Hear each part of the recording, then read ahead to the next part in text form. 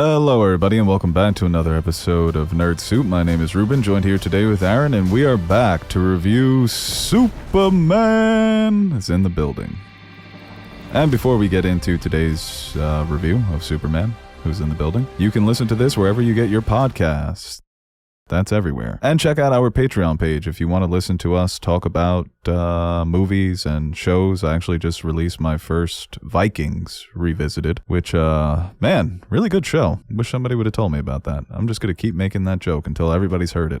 And a lot of people have been asking us what happened to our reviews of The Last of Us Season 2. Well, the conversation surrounding that show became so toxic, kind of disgusting, in a way that just turned me off from wanting to talk about it. So we uploaded it to our Patreon like a few weeks after it aired. So everybody hates it. I just didn't want to I had no desire participating in the pile up. It is what it is. So if you want it, it's on our Patreon. There's no strategy behind it. It's not like, oh, we put it on Patreon to try to get people to pledge to the Patreon because we're just announcing it now and the show's been over for like 3 years. So it's unfortunate, the discourse surrounding that show, but whatever.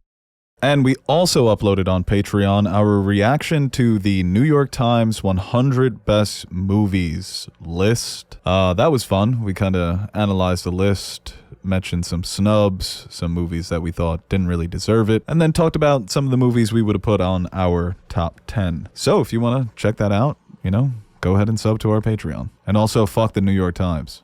And follow us on social medias at Nerd Soup, at Beau Soup, at Nerd Soup Monkey, still on Twitter, still on Instagram. Follow me at Blue Sky, but I'm not going to say what my name is because it's actually like very close to my real name, and I don't want anybody stealing my identity.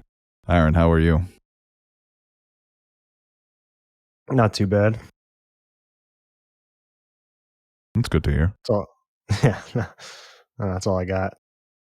Nothing bothering you recently? No traffic incidents? Yankees are playing well. Cody Bellinger, 3 home runs in one night. That's cool. It's just been too hot to care about anything, so. Oh, I totally get that. Just think Henry Kissinger has to deal with this every day. Nice. And kidding. Jesus. I mean, I'm not kidding, but cut that out. All right, yeah, well, you know what? Let's get into Superman. Just bleep the name. Let people wonder. Yeah, I was thinking just that. I'm going to bleep the name. Like, who the hell did they say? Yeah, Superman, directed by James Gunn, the first film in the DCU. Finally going with DCU instead of DCEU. God, this is already so much better. Superman, the first film, not an origin story, 3 years into his career, and he's dealing with some stuff, some political stuff, some Lex Luthor obsession. That's classic. Those two, they've been fighting for decades. And of course, Lois Lane there too. And that's really what I enjoyed the most about this film, is that they got right into it. It's like picking up a reboot Superman comic. You don't need the origin story. We've seen it a million times. Minor spoilers to start, and then we'll get into some heavy spoilers. But yeah, 3 years into Superman's career, he's beloved by the public, and for the first time he seems to be facing some backlash. And similar to how Snyder tackled it, what is the public reception going to be to a figure like this, who is so powerful, who is unilaterally saving the world in ways that are controversial, but you can see he's trying to do the right thing. And David Cornsweet taking on the role of this character who is so iconic. I do think he's arguably the best actor to portray Superman. The warmth and the charisma and the whole Boy Scout persona that he brought to Superman was picture perfect. And people have said that the whole movie does kind of read like a comic book because there's so many characters and he's touching on all the different corners of the world, and he's really embracing the comic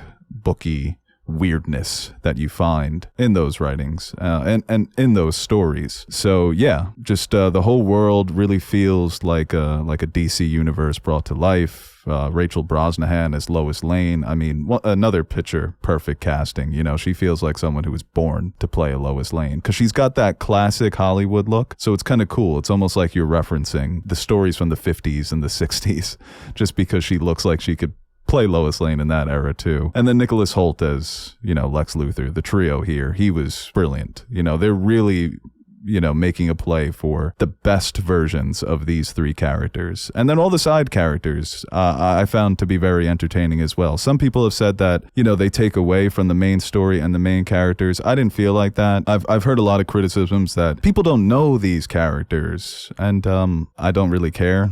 I think that people need to focus more on what the movie did for them rather than how the entire world is going to perceive a movie, because movies aren't made. I mean, of course, you're taking into account what the general audience is going to enjoy, but at the end of the day, you have to tell your story and you have to do what you feel is best for this character and for the larger universe, because we know it's expanding. So I didn't mind that. I didn't mind that we didn't get a Green Lantern fucking origin story or a Hawk Girl origin story before they showed up. They're metahumans. They're superheroes. It's a superhero universe. Is it a flawed movie? Yes, but I had incredible amounts of fun the 2 times that I've already seen it. Aaron, I'll throw it to you. What did you think about Superman? No, I liked it, but I agree with your take that it is a bit flawed for me. I do think the chemistry between Lois and Clark. Is that a play on Lewis and Clark? I just realized that. It could be, yeah. And then that makes Jimmy Olsen Sacagawea. But instead of land, they're searching each other's bodies. Yeah, sex stuff. Yeah, having hot sex. But it might be the first time you've ever seen them make out. I mean, sometimes you gotta let them know. Oh yeah, no, I'm very pro tongue. But I think going to their relationship, I do think they had great chemistry together. But I also would have liked more in that relationship because, like you said, we are 3 years into Superman and 3 months into their relationship. I guess it's like 2 perspectives, right? Like everybody knows Lois and Clark are together. Like that's just what it's always has been. So I guess you don't have to really describe the audience their dynamic. But at the same time, there are 2 new versions of these characters, and I wish we would have got a little more into their relationship because it does assume that the audience knows their history and backstory, that they have worked together for many years before they actually started dating. And I think their relationship in this movie hinges on the knowledge of that. And just seeing where we are now until where it ends up, I wish we could have got more into that to really make the relationship feel real in this version. But the chemistry they had and the scenes they do share together are fantastic. And I think that's the main thing you really need to establish in a Superman movie is that dynamic, as well as Lex Luthor being the foundation, the villainry of this new setting. So I think the big 3 were perfectly cast and all were fantastic. Lex Luthor might have been my favorite part of the movie. I think his take on it was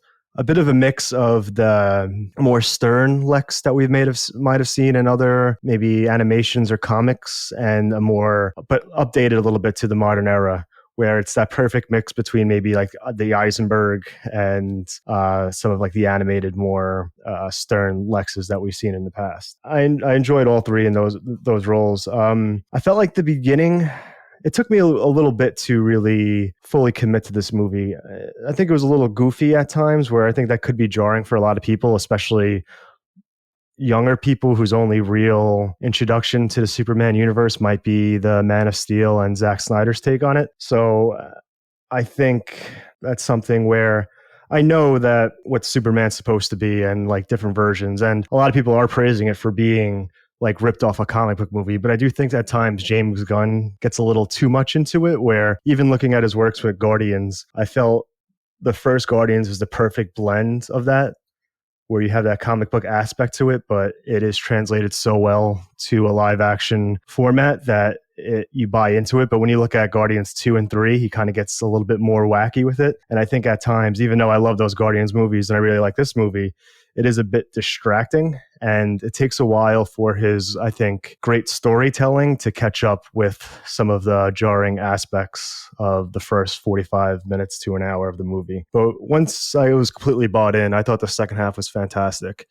And I really enjoyed what he did with the character of Superman. I told you it reminded me of it's very similar to the HBO Max animated series they just released, where there's just so much layers to, I think, this version of the character, where he is just so full of life and wonder, and he cares about people and animals to an extent where yeah, he's really just a delight on screen. And it's somebody that you would want to be like, if you could pick anyone to be granted this type of power, it would be someone with that personality trait. So I really enjoyed him in the role as Superman, and I think it just brought so much vibrancy and life to the character that I think the Snyder version was lacking. We finally got to see him smile and have fun. Yeah, and that's what's when people say Superman's not an interesting character, you need to make the world around him messy and complicated, and he's still going to be the pure Boy Scout. And he shines brightest in the midst of that. And that's where you get an interesting, complicated Superman story, is that that's his weakness, is he is going to try to see the good in everybody and do his best in every situation. And also the idea that Superman can't be in two places at the same time. I think that's a trope that Superman stories often play with, and I was happy to see that in this one too. And I do think that the opening makes a great first impression of, I thought it was a funny riff on the whole 3 decades ago, 3 hours ago, and then 3 minutes ago. By the time we got to 3 minutes, I was like, they're going to do 3 seconds ago. And him crash landing, and as soon as he's healed back up, and he says, no, I can't rest, I need to get back in the fray. I was like, yeah, this is my Superman. And that first flying sequence you get with him in the first 5 minutes where he just got his ass kicked, but he's in the moment really enjoying flying. And those are the tiny, small moments, and they were throughout the film, where you just can't help but smile because of how much fun he's having as Superman. And there is a lot of enjoyment there. And it's just not so much about, the world's against me, and the world does kind of suck, and it's getting me down. There's some of that too, but there's just these momentary glimpses into just how decent of a man he really is, and how innocent he is. That has been something that's been missing from the character for a long time. And even like seeing, the first 5 minutes, spoilers, the Fortress of Solitude, it was just so epic, the way it came out of the ground, and getting right into Lex Luthor and his motivations. Yeah, Nicholas Hoult, you nailed it, kind of a mixture of the old Lex and the Jesse Eisenberg Lex Luthor that ages better by the second.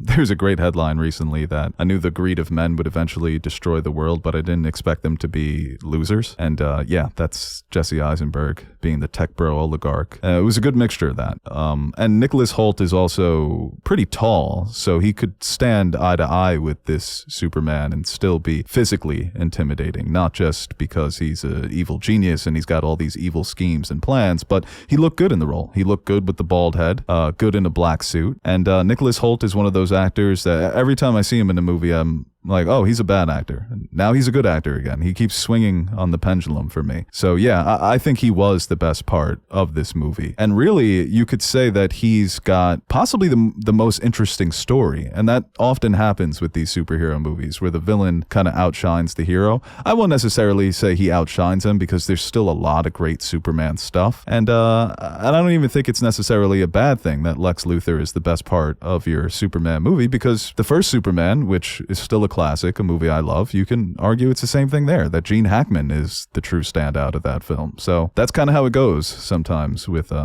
Superman. But, I love Skylar Gisondo as Jimmy Olsen. That was a nice, refreshing portrayal of the character, more similar to how he is in the comics and some of the shows, being Clark's best friend. The Daily Planet, the look of Metropolis. I will say the movie probably could have looked better overall. I feel like the color palette that James Gunn was playing with in Suicide Squad was much better than what we got with this movie. That's one of my criticisms that I took away from, especially after my second viewing. I think the first time I was just so caught up in experiencing a fun and enjoyable Superman movie. But yeah, it probably could have looked better. And the humor, I saw a lot of criticisms of the humor that it was taking away from the dramatic moments. I didn't really get that. No, I didn't mind the humor. I don't think that's always a criticism of the Marvel movies, is they'll cut a serious moment with a cheap laugh, where I felt like they made time for some of the more lighthearted scenes, and then when they really needed to kick up the emotion, they did so. It didn't clash at all. You can say you didn't like the humor, but I don't think it ever undercutted anything that was meant to be more serious in tone. And yeah, I agree. I also think some of the side characters were just there to be there. It's a lot. I mean, starting this new universe, having all these different characters, and I think it was spread a little too thin at times. That's why I think not only Lois, but even with his parents, I think there could have been just a little bit more to really establish that relationship. Because in the moments when they have these scenes together, these emotional scenes. They do hit, like, they are very well crafted. I think there was something missing into the lead up of those moments that could have made it even better.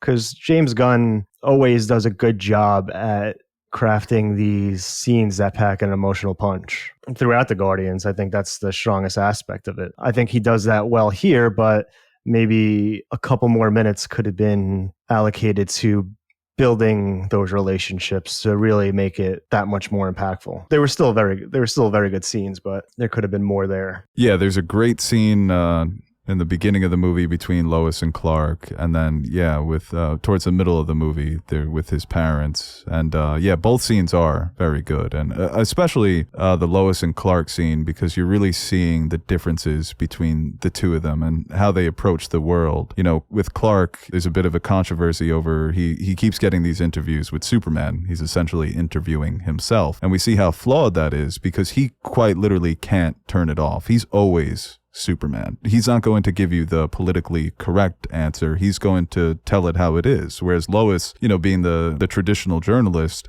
she's able to see both sides. And even doing that interview with Superman, having the relationship, knowing what actually happened, having the firsthand source that you're in a relationship with the guy, and still being willing to ask those tough questions that sort of get under his skin. So yeah, I did feel like their relationship outside of that scene, it's they seem to share two really great scenes with each other, and that's kind of it. And Lois is in a lot of the movie, so that is, I would say that's a bit disappointing for me, especially because, with the point you made, their chemistry is off the charts. As soon as they embrace for that first time, you're like, that's Lois and Clark. And even when they're having that back and forth at the Daily Planet, when you're not quite sure what's the extent of their relationship, there was great chemistry there, where it's like, oh, there's some tension here, and then you realize that part of it's real and part of it's them playing it up. But I did really enjoy the fact that Ma and Pa Kent were just very normal,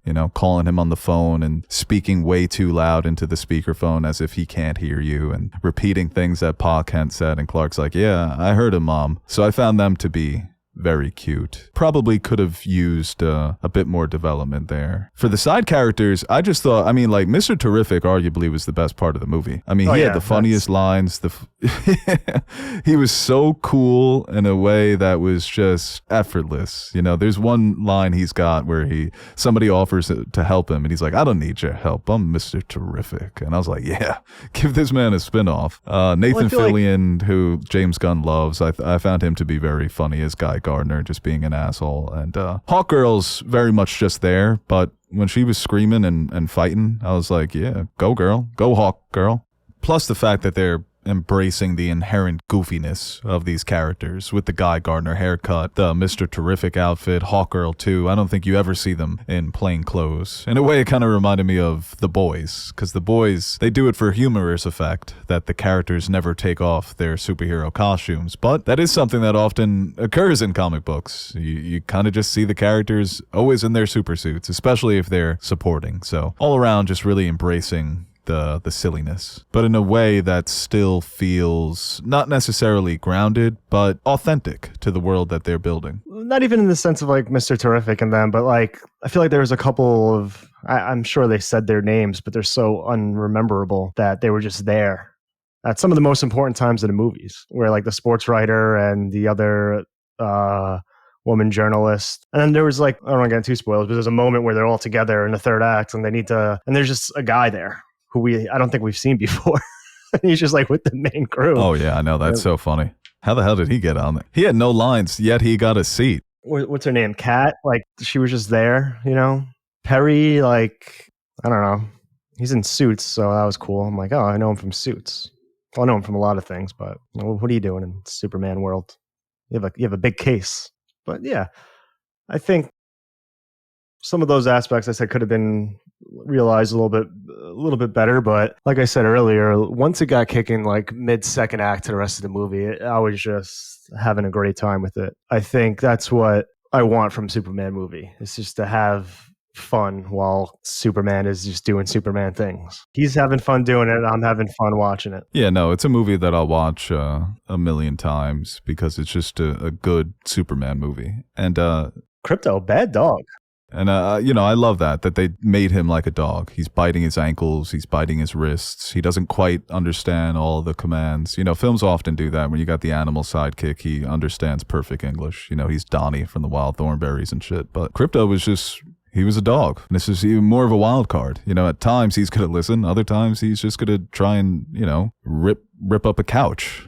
Because he's a dog, but very cute. Good CGI there too. You can sort of tell that it's fake, but I thought that the movements were very fluid, especially the head turns and the ear flaps. He was cute. I mentioned the Fortress of Solitude. I thought that looked great. The Superman bots and just the overall embracing the weirdness of a comic book universe. There were a lot of fun little details and moments and references. And it never felt like we were watching something that was fake. It was like, this is very authentic to the world and to the characters that are living in this world. I do think it's something where I think comic books in general, when we've seen it in so many other genres, where when you it's very hard to make a live action cartoon. Even like some of the live action anime adaptations, it just doesn't, seeing it with real people, there's just this sense of uncanniness that is really hard to shake. And when it's done well, it's really something special. But like I said earlier, like I do feel like Guardians 1 is probably one of the better examples of that, where it is just done so well. And even like a small moment in Guardians 2, when they're going through like the wormhole and like they have the cartoon faces and the stretches and all that, that's something where I think it's just a little too much. And I think James Gunn does that sometimes. And it's fun. I respect the effort. And it's not something that completely takes me out of the movie.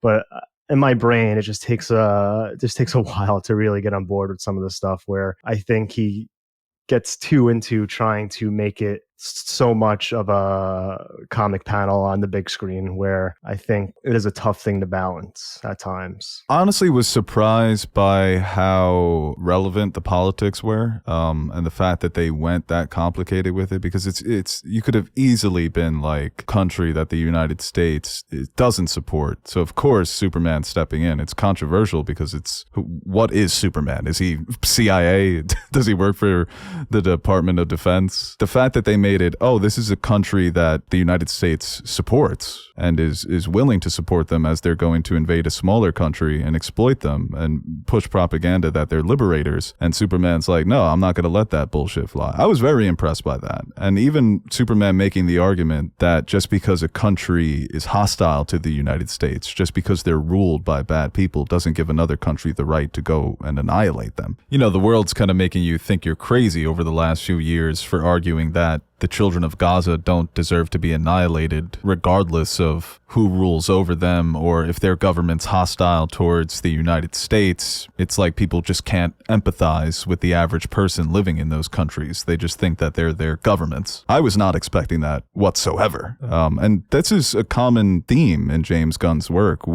beginning with the Suicide Squad, really, where these, criticisms of U.S. foreign policy and imperialism in a way that isn't black and white, but it's super gray. And then especially when you do that with Superman, who is pure white, and you just throw him in the midst of something that is perceived as gray, and he's like, no, this is actually black and white for me because I'm a fucking god and I can just destroy these tanks and these planes and stop this from happening. I was very impressed by that. And like I said, he's done it in Suicide Squad, carried it over in Peacemaker, and it was present here. And even, the controversy over Superman's an immigrant and people losing their minds over that. To me, the immigrant journey was actually very, very subtle. And it kind of comes full circle in the end. There's a great moment, a speech that Superman gives, and especially the final scene. And we'll get into those spoilers a little bit later. But yeah, I found those themes to be a bit more subtle than I expected, but still poignant in the end. So yeah, I was impressed by that it was kind of a goofy comic book, but the politics felt very, very relevant and authentic to our world. And I think that's something that, of course, Hollywood blockbusters, especially superhero movies, are very afraid to do. When you look at Captain America Brave New World, they wouldn't even touch anything relevant politically other than the world is changing. Like there are countries that are becoming more powerful and it's becoming more multipolar, but we're not going to say what those countries are or give them a name. So I credit James Gunn for having the balls to tackle some of those political situations so explicitly without really pulling any punches. Yeah, and I think it's a bit of like even Snyder's, I think, briefly touched on that as well. Just the whole idea of Superman, someone who acts with agency. He's not really he's an American, but he doesn't have he's not taking orders or inserting himself into situations that he feels is the right thing to do, not based off of whether or not it is in the people in power's best interest. Basically has his own jurisdiction to interfere with domestic and international issues. So I think that's that's just something natural, I think, of a storyline for a Superman movie, because he, especially in this one, he always wants to do the right thing regardless of what the powers that be might think is a better approach to things. To him, it's just as simple as people are going to die if I don't do anything, so I'm going to insert myself and save as many people as I possibly can. Yeah, no, there is one sequence, dude, where he's just saving motherfuckers left and right, and I almost started, the video of the woman watching sports, and she starts like clapping like she's the coach. Yeah. That's exactly how I felt. I was just like, good save there, Clark. Good job. And when they're fighting a giant monster and he's like, I'm trying to get it out of here alive so we can maybe study it. Mr. Terrific's like, come on, man. Can you shut the fuck up? Terrific. There's just so many moments like that. Gunn does a great job of like making characters cool, like giving them just cool moments. Very slight. Like, I think this was even in the trailer, but in the moment when he's just standing there with the shield around him while he's getting shot at, and he's just like, his whole body language is like, all right, come on, guys. You think I know. You think you're gonna get me? It's like even just like small, like in Guardians when Star-Lord's flying with the music and he has his mask on in space. Right. It was like, it's like a 3-second sequence, but he just looks so goddamn cool in that moment that you're just like, hell yeah. And he does that with Terrific. I was like, yeah, this might be the coolest motherfucker to be in a comic book movie. Yeah, thinking that Eddie Gavicki was going to have to think that he was going to come away possibly having the standout performance is so funny in hindsight, because he is a character that, he's not an A-lister, he's not even a B-lister, might be a D-lister, honestly, but hey, with this little bump, he might make it up to the C's. But yeah, he was great. He was just so charming, so funny. A lot of the best looks and reactions and one-liners in the film when he agrees to help Lois, and his reasoning is because it's going to piss off Green Lantern. And even Green Lantern, people were mad that he was, using the power to give people middle fingers, but whatever. He was a scumbag, but very likable, kind of an affable dope.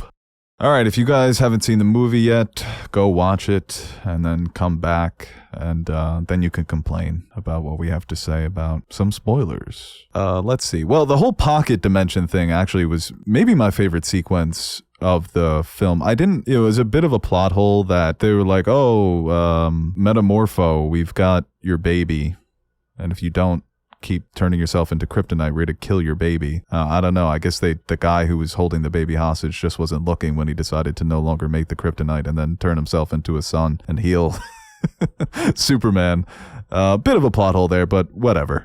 To me, that whole sequence was great. Just seeing the pocket universe, the monkey bots farming rage, doing all the fucking hashtags, dude. The secret harem. Like, when Green Lantern was like, "You got a secret harem?" Well, that's like something where like the monkey bots, I was like, maybe just a little too goofy. To me, it was just overall, it was all so goofy that the SpongeBob could have showed up, and I'd have been like, "Yeah, I remember that comic." Exactly, though. I don't want SpongeBob showing up. Even if he's got his super speed. Well, no, because it's a Superman movie, and SpongeBob would just steal the show. That's true. Yeah, that's can't have Batman or SpongeBob in a Superman movie. God forbid. Batman versus SpongeBob. Yeah, and it was just funny seeing that, like Lex Luthor, he's got his suit, he's so corporate, and he's like, yeah, I rent out these cells to governments for political agitators. So I imagine there were a lot of Russian dissidents in that little pocket universe. And then Superman being like, there's a lot of prisoners, we got to go save them. Superman, some of those people might be like legitimate war criminals. I don't know. I'm not like super, I'm not going to claim to be the biggest comic book reader, but I feel like some of the tech that Lex was using, is that like something that he dabbles in? Lex Luthor, oh yeah. Lex is always teching it up. Yeah, tech, but I feel like with the nano half nanobot human, and then the pocket universe and the mind controlled monkeys. I thought he was more like, I'll build like a cool suit out of kryptonite and beat the shit out of Superman. I mean, I feel like the whole Lex Luthor being arguably the smartest person in the universe, I'm really not going to put anything past him when it comes to whatever he's experimenting with, or kind of like with Tony Stark in the MCU. Like, they've given him every major scientific feat. The guy invented time travel on top of all the other shit that he invented it in an afternoon. So that should have been Reed Richards. Because Reed Richards, that was always his big feat in the MCU. You know, outside of Stretchy, he invented time travel. That's supposed to be his thing. And Ant-Man's supposed to invent Ultron. So they're just like, no, let Iron Man do it. So yeah, with Lex, I mean, I didn't really mind that. You know, I was just so kind of bought in. Yeah. And it made me think like, okay, Batman's got to humble this motherfucker. Superman humbled him, obviously, but I need a brainy motherfucker to humble. Terrific. He's arguably smarter than Batman. But I had so much fun with that sequence. Superman balancing the baby, not letting him touch the anti-photon river. Krypto coming in to fight off some of Lex's robots and then just kind of hops away. I just found that to be all so epic. And I honestly thought that the action probably could have been a little better. I think for the most part it was good and enjoyable. I don't know if there's like a standout, incredible action sequence that we're going to look back on and think, man, that was really mind-blowing. Maybe the terrific sequence. That was probably the terrific best at the base. Yeah. But I thought the whole photon thing was just really well constructed. Yeah, the end fight. Definitely. Superman just going off. And that was a great plot twist there. Like, they kept me, maybe I'm just an idiot or maybe I was just really bought in. And I kind of suspected that's probably a Superman clone, but I kind of forgot about it in the back of my mind. So when the reveal happened, I was like, oh, that's cool. That's fun. He's fighting himself. That's why he was so beat up in the beginning. And another brilliant way to start the movie is, you show him all bloodied and coughing blood and he's in pain. Yeah, I got that right away. Especially when they got into the fortress. It's like, oh, only my people with my DNA can get in. Oh, that's funny. That's got to be Bizarro. But yeah, we both said that he looked like Cavill in that scene. Dude, so much. When they were underground. For a second, I'm like, did he just get Cavill to do this? People would have been pissed. They brought Cavill back as like an inferior Superman that gets ass kicked by the new Superman.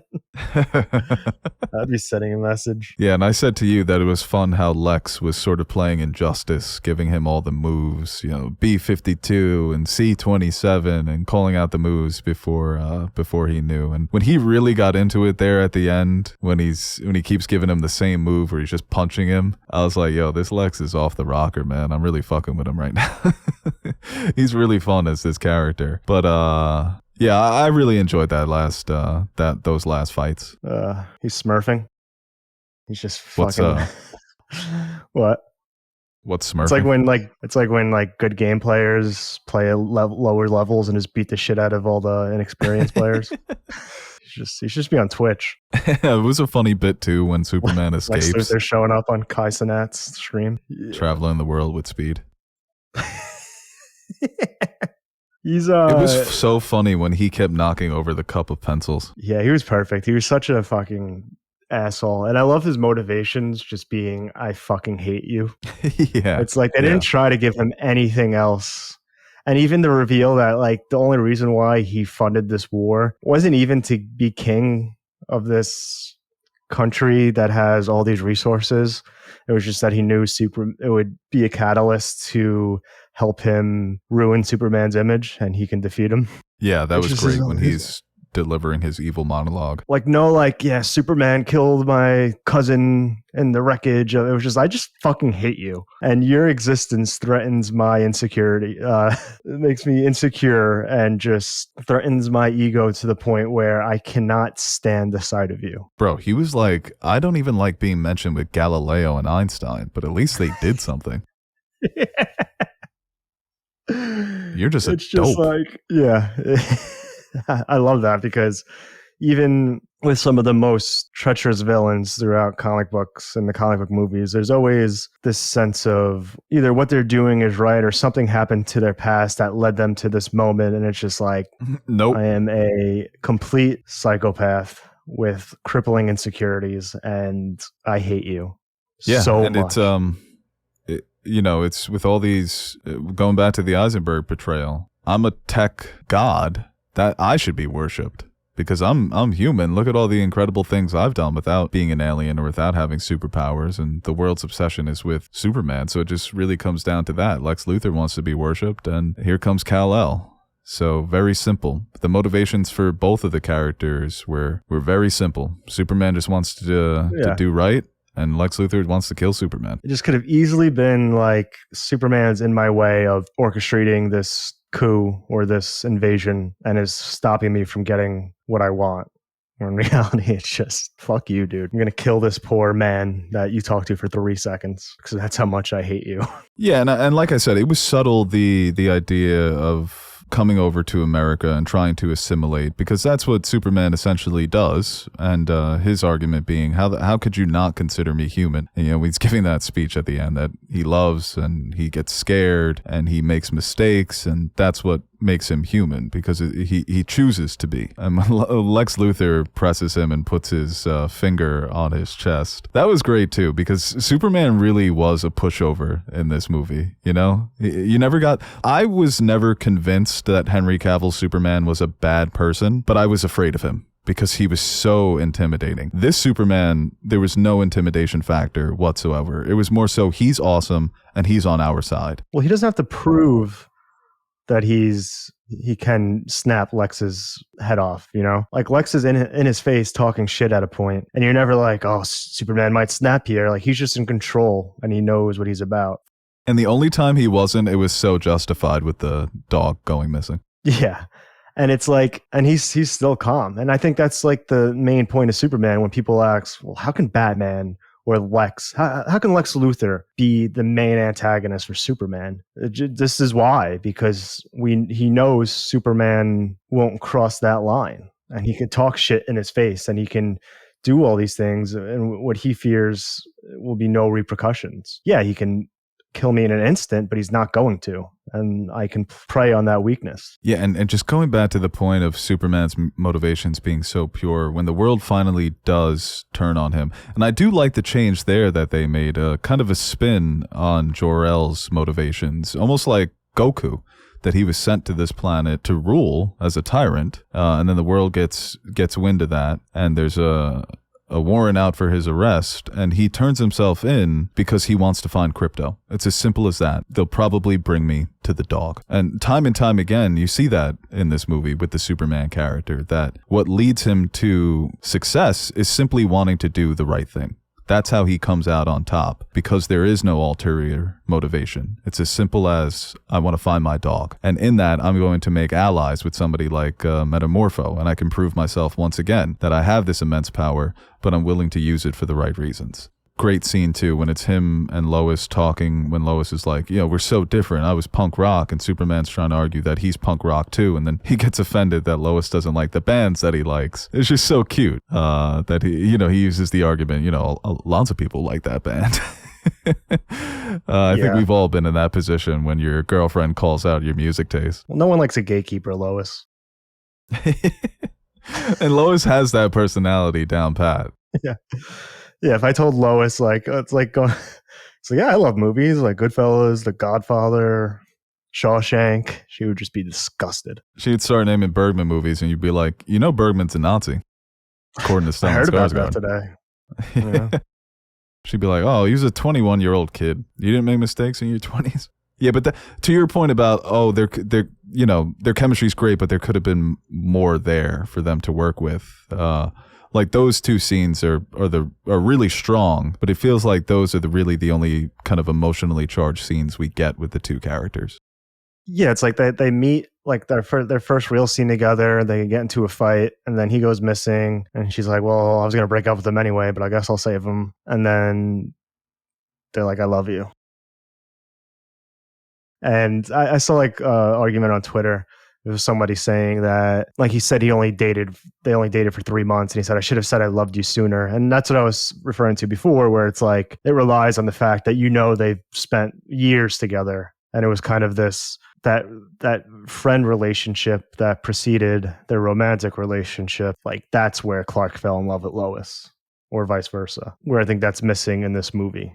And without the context of knowing who Lois and Clark is and how their relationship started, that could feel like a bit rushed in some aspects for some people. Yeah, I think it's one of those cases where the story is paced very well, at least in my opinion, but you are missing some development there. You're missing some pieces to the story where it would just make the picture a bit more clear, a bit abrupt. It feels like, okay, we're just kind of being thrown in the midst of this. But for the most part, I didn't mind it because I like the way that they used Lois and the Daily Planet in the story. Jimmy Olsen having the source and its Lex girlfriend. I don't know what it is with James Gunn. He does have this weird obsession with being very mean towards ditzy female characters. That seems to be a reoccurring thing in his work. And then he kind of tried to save it there at the end that, no, she's actually a bit more clever than we gave her credit for. Like the whole, when she kept taking selfies in the beginning, I'm like, just rear back a little bit, James, please. It was just like a weird gag in the beginning, and obviously, it ends up playing a major part in the movie.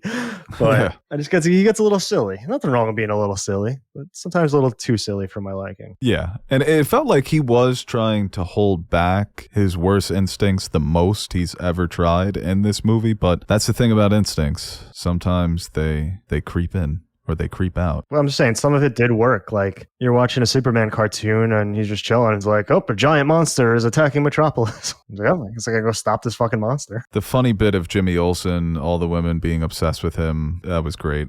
He's so good at playing those type of characters. He's just excellent. Muy bien. What other point was I going to make? I totally. Well, a lot of people didn't like the Jor-El thing, the Jor-El change.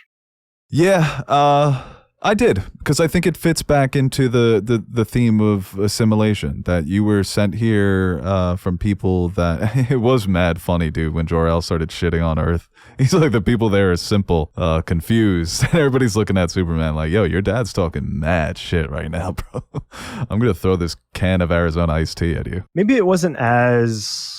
Like, in this one, it's very clear, but I feel like there was some of that in Snyder's version, too. Yeah, and it's way more biblical in Snyder's version. You kind of get he'll be a god to them. Right. And it's never as... This one really felt like us almost talking about like a lesser, like animals or something. Like dogs, we love dogs, but we rule over them, but they're stupid. It was like they were looking at us like we were pets, like Omni-Man shit. Like Omni-Man. Yeah, no, it was they kind of made him a Viltrumite in that sense. But it was also like, like flood the gene pool and take as many wives. Like, ooh, that's kind of crazy. Yo, Superman was disgusted in his parents too. He's like, oh no. Do you think there's a chance that was like still like manipulated by Lex, or is that just the route they're going to go? No, I think that was... Yeah, go ahead. Because Kara is old enough to know the situation, right? Isn't it that... Didn't she leave like a little after Superman and like due to relativity, or I don't know? Yeah, she was already she left older. like 30 minutes after they sent Clark, and relative to Earth's 30 years that passed, that's what caused him to overtake her in age. But on Krypton, she was older. Well, either way. Like she was already like 14, but she got frozen in time type of thing. But whatever it is, she'll know that too. And I like that, I guess, we could talk about Millie Alcock, little cameo there. I like how she's, in direct contrast to Superman's character, that she's reckless, immature, just looking to party. She has no concerns about saving Earth or being the world's protector. She's just kind of doing her own thing. And I think that's a great natural next step in the DCU, if that's going to be the next movie. Kind of explore the other side of being a Kryptonian without a planet. But that's something that, like, Krypton's gone. We never need to discuss it again. I think that was very much the point at the end there, when he's being soothed by the image of his Earth parents, that he's officially Earth's greatest hero. To be cheesy about it. This cements it. Like, I've made peace with my Kryptonian origins. I'm going to give my parents a pass. They've been dead for many, many years now. They don't know. They're a different generation. So, I mean, that could open up maybe a Zod story later on, where Zod is... Or Brainiac. Kind of. You haven't fulfilled your duty type of shit. Why did the ticket taker say it looked like Zod? That was weird. No, he said in your Regal picture you look like Zod. You need to drop that picture. No, I look terrible in that picture. Oh, Damn, he's kind of shitting on Zod. Yeah, I don't know. He's like, yo, you look like Michael Shannon in this picture. Michael Shannon's like, fuck you. But I don't. Yeah. I think you're just having a good time. The hypno glasses bit was funny. Oh, dude, the scene with Pa Kent made me cry both times that I saw it. It just reminded me so much of my dad, and it's always great when Superman has a nice moment with his parents. And another great moment when like the world has turned on Superman, they still don't know if he's here to conquer, but the kids in Jaranpur are holding up the flag, and you see it on the news, and they're chanting for Superman, and that kind of lifts his confidence again, that these kids still want me to come save the day. You know, they still believe in me if nobody else does. And I thought that was just such a beautiful moment. And then when, you know, the soldier has his gun trained on the kid and Green Lantern saves him and he's like, Superman couldn't make it, so you got an upgrade. I was like, hell yeah, man. This is so cool. I love comics. You would have been upset that Superman couldn't make it. Yeah, it's like, oh, okay. Guess you got better things to do. You send fucking Green Lantern. Couldn't even get the good Green Lantern. Couldn't get Hal or John. You gave me fucking Guy Gardner. All right. Yeah, I think that's what I was most impressed with is it does come full circle in a way where a lot of these plot points and beats thematically and narratively do, you know, they tie together well there in the end. Maybe the story structure is a bit too clean and too simple, but I think thematically that's where they get into the gray area. And for me, it mostly does work. Like I said, it's a flawed movie, but it's something that I had so much fun with. And you make this point too, you know, when it's DC characters and they're done well enough, I'm just going to have so much more fun with it than maybe the average fan. And it does seem to be that a lot of people are enjoying this movie. You know, I don't think it's going to go down as one of the top 10, might not even be a top 20, top 25 movie of the year. But in terms of a start for what they're trying to build, this is good. I'm satisfied with this. We'll see. I guess Superwoman's going to be next. I'm just interested to see like in what order they establish some of these other characters and continue to build this world. We talked about it. I mean, we hoped it would just be so cool to have Pattinson's Batman, but the worlds are just so fucking different. It would clash. Like, there's no nanotech in Reeves' Batman verse. There's no kaijus. It's just a different world, and that's fine. But it would have been neat. Yeah, I mean, just looking at this, like this world, the Batman needs to be the strongest Batman we've ever seen. It needs to be a Batman. It needs to be Arkham Knight Batman. Ben Affleck's Batman would have been very mean to this Superman, and actually would have hurt my feelings. But he could have went to, he would have despised him, but and this Superman would have been even nicer to him. But yeah, he needs to be on that sort of level. Like Affleck's Batman, probably even a little stronger. And don't make him older, man. Just make him the same age as Superman. Let them be enemies and then become best friends. But the two best shots when he emerges from all the rubble after saving the woman from being crushed by the building. Just, I love when superheroes aura farm when they're on the clock. Like the entire world's being fucking split. He was always, he was stayed aura forming. And when he beat his clone in that one shot of him where he's kind of dirty, I was like, yeah, bro, that's Superman.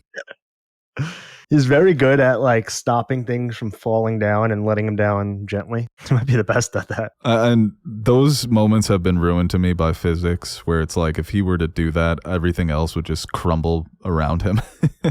It's like in the new Captain America where he uses the jets to stop the Hulk from smashing him with a giant pole. And I kept thinking, if this was invincible, your arms just would have been ripped to shreds by trying to stop the Hulk from punching you. But, you have to suspend your disbelief for that. And yeah, Superman taking care that there's not as, that the collateral damage doesn't kill anybody, or there isn't so much destruction, and scolding his, his friends and his teammates in the Justice Gang that there has to be a better way to do this. So we're kind of seeing the early seeds of what the Justice League is going to be, and how he's going to lead them. And as a nerd, I love that shit. It even felt like what we got in Captain America Civil War, where it's not quite an Avengers movie, but it's Avengers light. And at times that's what this felt like. This is almost a preview to how the Justice League is going to operate with Superman leading the charge. Yeah, I mean, it's kind of like the easy part is over, really. I mean, it is. We talked about how important it was for them to establish this new universe, but Now to expand upon it, in what order, how do you mesh it all together? It'll be interesting to see in the next few years where we're at. Yeah, no, I'm excited, dude. I am really excited for what they're cooking here. You want to answer some questions now? Got the old questions from the IG. Yeah, I'll answer a few. Let me check my schedule. Have we really been recording for an hour? I think so. That can't be true. Jesus. Oh, we're not answering questions. Just kidding. We'll do a couple. You said you're free, right? Yeah, I'm just joking. I don't have anything to do, ever.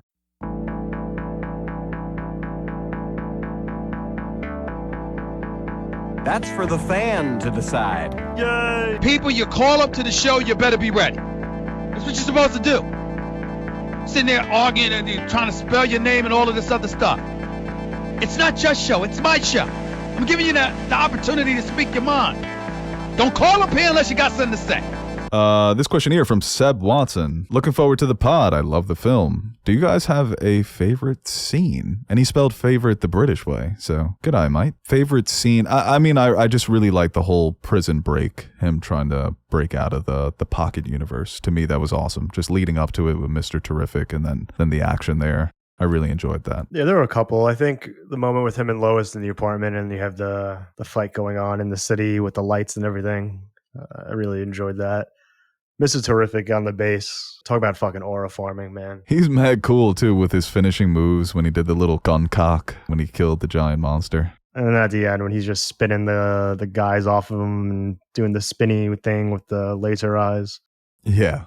Yeah, and I even liked, it's a small scene, but I love world-building moments like that when Lex is sitting down with the Secretary of Defense and all the government officials, and he's trying to convince them to bring Superman in or to terminate Superman. Moments like that, to me, just they really go a long way of making the world feel real. That there are consequences here. There are people in these positions of power that we're familiar with that are going to have a say, that are players on the board. So small moments like that. And even the opening, dude, I thought that was a great introduction to Lex with his team, and he's kind of, checking all the monitors. He's rubbing some shoulders. He's hyping them up, where he very much was the evil sociopath, but he wasn't unnecessarily cruel to those around him except Eve. It really felt like the Lex squad, and that they admired him and he respected them for their capabilities and their competence. So yeah, I thought that was a great introduction to Lex. I love the look of the Daily Planet also. I feel like in Snyder's version, it was just a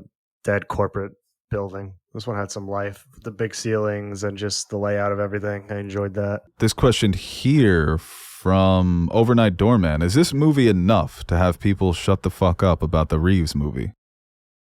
No, it's Batman. What do you mean? Basically stop complaining that it hasn't come out. Oh, no. That it's taking too long. No, people are, I'm not even so sure that that's still happening. I know that the script is done. There are a lot of finished, completed scripts in Hollywood that have never been turned into movies. And I think Gunn wants to do right by Matt Reeves, but we know how this industry works. And if he gets like a tap on his shoulder from a higher up saying, we're making money with this DCU thing you got cooking here, why the fuck are we going to confuse audiences with this other Batman movie? I don't want that to happen. I want Matt Reeves to be able to finish their trilogy because, that's the best Batman that we've ever gotten. Not the best Batman movie, but the best portrayal and characterization of Batman. So, of course, I'm dying to see where that goes. It's just bad timing. It's just unfortunate that Warner Brothers was so incompetent for years that they greenlit 5 different Batmans at the same time and then decided to reboot everything. Well, they're very reactionary. Like, oh, look what the Marvel's doing. Let's make our own. And it's like, oh, this Joker thing works, so let's just focus on Elseworlds. Like, oh, never mind. Let's just do another Marvel thing. Just do another connected universe. And it's, like you said, it's a shame that I kind of got caught in bad timing and like the crosswinds of kind of a mess of a structure when it comes to that division of Warner Brothers. But even they can't even figure out a name of their streaming service. God damn it, dude. That shit just... Them trying to be all funny about it too just makes me roll my eyes. Just get it over with. Yeah, I guess I gotta update the app. That shit better not sign me out. It better save my list. Fucking prick. I hate getting signed out of apps. It's the worst. No, it hasn't happened recently on HBO, but I have a feeling it's coming. It's like a 1 minute fix, but it's just so fucking annoying. It's so annoying. This question here from Sammy. Doesn't this movie feel a bit like Invincible Season 1? Yeah, it does. I think overall tone, Mark Grayson, Clark Kent, yeah, there are a lot of similarities there. And it's one of those things where, like we were talking about characters that were influenced by Goku, and it was me and Andres, and he's like, yeah, you know, sent to Earth by a race of alien fighters that are superior to Earthlings as a baby. It's like, you know, a lot of people have taken that from Dragon Ball Z. And I tapped Andres, I was like, Dragon Ball Z took that from Superman. And he's like, shit, yeah, that's right. So it's always funny how we come full circle with this. It's like, man, this new Superman's just like Invincible. It's like, yeah, the old Superman used to be like Invincible before Invincible was ever created. But no, there are definitely some similarities there. And like you said, I haven't seen the My Adventures with Superman, but just seeing clips and some of the trailers, you know, I could definitely see the similarities there too. But yeah, similar in tone, similar in style. And similar journeys for, I think, Superman and Mark, which I wasn't expecting, the whole changing Jor-El into being King Leopold. Yeah, I think even like watching Invincible, it is very Sunday morning cartoon, comic booky at times. And I think, like I said before, with some of the things in this movie where like, yeah, just you're hanging out and doing nothing. Oh, a monster is attacking Metropolis. Gotta go. Or just like his outlook on life. Yeah, there's some similarities there. And it would be cool. They should give Superman like a Vegeta. Yeah, Batman. Real Batman. Because of the shirt that Vegeta wears.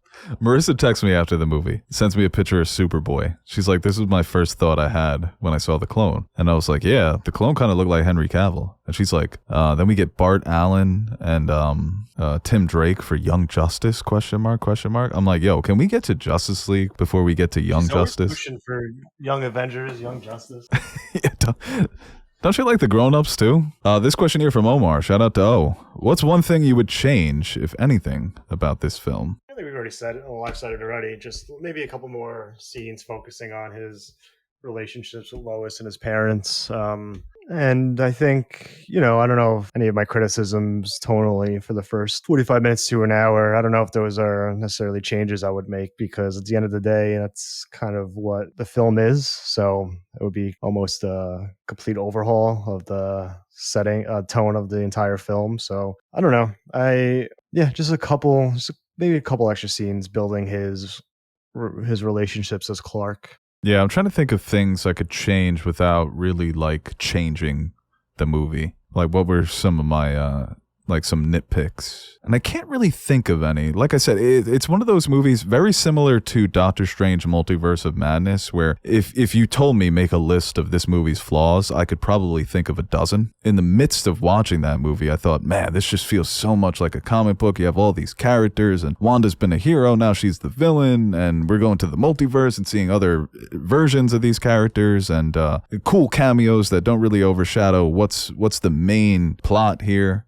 And that's kind of how I felt with Superman, although I think it's a little better than Doctor Strange Multiverse of Madness. They feel like two movies that, as a comic book fan, I can throw on at any time and just have fun with them. And sometimes that's what a movie needs to be. And don't comment and be like, Reuben's stupid, you should watch more movies, because that always happens. And then if I say, oh, I watched this movie from the 40s, it's in sign language, people will be like, oh, you didn't watch that. Teddy. Fucking prick. That's your favorite movie. Yeah, the movie from the 40s with the sign language. Yeah, so what would I change? I don't know. I would probably put Lois in that purple outfit more. Okay, good last question here to end it off. This one here from Dylan Fitzy. Shout out to Dylan. Long-time listener, long-time question asker. What do you want to see in a sequel? Where does the character go from here? Brainiac. Let's go bigger. Let's go a little darker, a little scarier. Or, Toyman. I think Toyman would be really fun, because I think Christoph Waltz as the Toyman. Oof. Well, I hope Lex isn't one and done. I don't think he will be, but no, I don't think so either. Him just being a presence throughout the rest of them. Yeah, we really can't go dark side off the bat, huh? Yeah, you can even go domestic life. You can even go, like maybe introduce a kid, Superman's son. Might be a little bit too soon, but yeah, some of these more iconic villains that we haven't seen in a while. Brainiac is always going to be the one that comes to mind, because I think with that you can, make it an earthly threat, and then that could be the motivation for we need a team. It just can't be Superman dealing with this shit. Well, your idea, but I don't think Lex will be one and done either. Do the Martian invasion, introduce Martian Manhunter. Yeah, I want that I want that to be the first Justice League movie. I think that would be perfect because it's classic. We've all seen it a million times, but Martian Manhunter's such a cool character. It'd be a great way to introduce him. And even like Hawkgirl looks like they're making her an alien too. So I do wonder if she's going to be a mainstay in the Justice League and if they're ever going to factor in her home world and what they want. Yeah, I would like to see Zod would be cool, but God, Zod.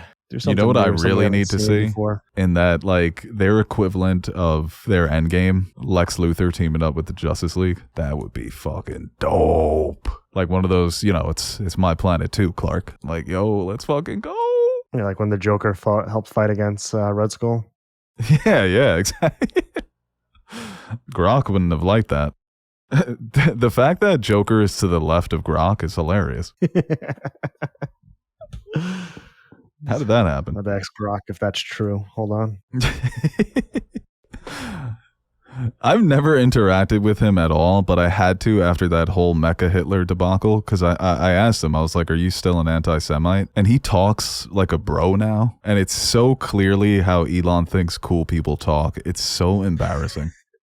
It is. He's like, nah, dude, I ain't about that life anymore. I'm like, okay, Elon. Like, what's the point of AI if you can program it to say what you want? Yeah. Did you see the Davos? He was good, he was kind, he was woke, and you killed him. No. I need to say I want Batman. Yeah, the one change I would have made was like a Wayne Tech Easter egg, Wayne Corp, whatever. We had Gotham City on one of the street signs, but... Oh, really? Oh, okay. Fuck, I missed it. Like when they're exiting, it's like Gotham City this way. Okay, yeah. No, my change would have been they went to Gotham City. No, I really am containing my excitement for the future of this cinematic universe because I am so hyped, dude. I'm like so ready for this. I love the idea of like 3 years he's Superman, right? Yeah. Like in those 3 years, Batman's like he's training with Ra's al Ghul right now. It's like maybe he knows what's going on, but not really, and then he just comes back to a completely different world, and then he has to adapt to it as while learning to become Batman. Dude, that casting's gonna be crazy, man, when they announce that. How long do you think until we get Justice League? What was it, 2008 to 2012 from Iron Man to Avengers? Think we get Justice League by 2030? But I feel like they have those ready to go. No, everything James Gunn is saying is like future plans, but is there anything on the horizon? Superwoman, I guess? Has that started filming? Or Supergirl, I think so, yeah. Okay. I think it has. Let's see. Yeah, Supergirl comes out next June, and Clayface. Oh yeah, it's not Swamp Thing that Flanagan's doing. It's Clayface. Okay, but like nothing, even Supergirl is still contained to, I guess, the Superman subset of this verse. And that could very easily be an off-world movie. Yes. No, I think it will be. And he recently said that all the movies are going to be radically different, that nothing is going to feel the same. So those two have dates. What they have listed up until Justice League, because that's the final one they have listed, is The Authority, Batman, Brave and the Bold, Swamp Thing, Teen Titans, Bane and Deathstroke, Sergeant Rock with Luca Guadagnino attached to direct, and Wonder Woman. One of those things is going to happen. Well, I think what James Gunn is doing is he's taking his time and he's cultivating real proven talent, with, Craig Gillespie directing Supergirl, coming off of I, Tonya and Cruella. Two movies that I really enjoyed, underrated Cruella, and getting Flanagan, who's on an incredible horror run, to write your Clayface movie, James Mangold to do your Swamp Thing movie, and even someone like Luca Guadagnino to do an action R-rated gritty team-up movie that was supposed to be starring Daniel Craig. But James Gunn did recently say that's on hold. So that's on hold with Guadagnino attached to direct. So no, this could be radically different by the time we get to Justice League. You seem a little skeptical of what they're doing here. Not that I'm skeptical. I guess that's fair with Warner Brothers history. No, it's just I don't know I think it might be more spread out. And the more things get spread out, the more that you have, like the more likely you have to introduce things that can go wrong or changes. Yeah, untitled Bane and Deathstroke film is, I would bet my life that's never seen the light of day. But it's supposed to start filming this year. Super basic in the beginning. establish something, then you can expand out. It's like if a Bane and Deathstroke movie comes out before we introduce Wonder Woman or Batman or foundational characters of the future of the DCEU, then what are we doing? Yeah, we will see. We'll see how it goes, but I'm definitely satisfied with Superman, so that's good. One small step at a time. Like Flash? Like where the fuck's the Flash? He's kind of whack. No, not Barry. Not Barry A. So Supergirl has wrapped in May, and Momoa is in it as Lobo. Okay. And it looks like he's trying to get his girlfriend to be Wonder Woman, which I would love. Adria Drana or Jonah, I think. What's her fucking name? Get in line, Lobo. That motherfucker said, fuck Aquaman, I'm going to be Lobo. No, because he wants Wonder Woman to be his girlfriend? So yeah, okay. Oh, right, yeah. Well. I want Sydney Sweeney. Like, okay, no one's making a movie about that. The untitled Aaron Sydney Sweeney movie? I don't think that's going to happen. All right, guys, that does it for our review of Superman. Aaron, thanks for joining me. Hope you guys enjoyed this review. And yeah, get ready for more podcasts coming up, more movie reviews. We're going to kind of try to focus more on movies and review some of these movies that we've missed over the last few weeks. Going to go to the theaters and catch F1, and Ballerina's now out on streaming. So that's fun. Aaron, what do you have planned for the weekend? Anything fun? Not really. I got softball on Sunday. Oh, that's fun. Yeah? No, I played like shit last week. Ruined my average. Oh, wow. You guys track stats? Yeah. I'm very into analytics now. I'm trying to apply it to my game. Hasn't been working. Yeah, I've been really into baseball recently because I watched the Ken Burns baseball documentary. I'm like, do I like baseball again? So I watched 2 innings of the Yankee game last night. Baseball's the best just to passively watch. Yeah, it is. Or follow. I miss the steroids though. Steroid oil was fucking fantastic. Yeah, that shit was electric, man. Bring back the juice. I'm sure you just juiced up Judge and Ohtani. Ohtani would be cracking like 75. Judge would be in the 90s. And they wouldn't pitch to him, honestly. Yo, Judge might be the GOAT. That's what I've been saying. I mean, his back of his baseball card starting to look pretty nice. All right, guys, we'll see you soon.